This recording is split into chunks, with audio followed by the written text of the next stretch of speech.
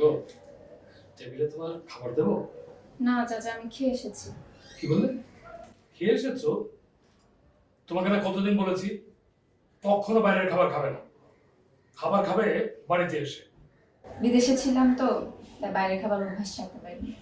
তুমি খেয়ে নাও আর আমাকে এক কাপ কফি দাও।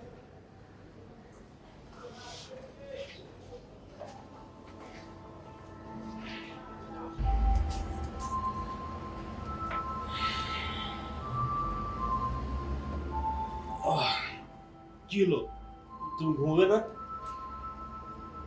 ঘুম আসছে না। কেন? আচ্ছা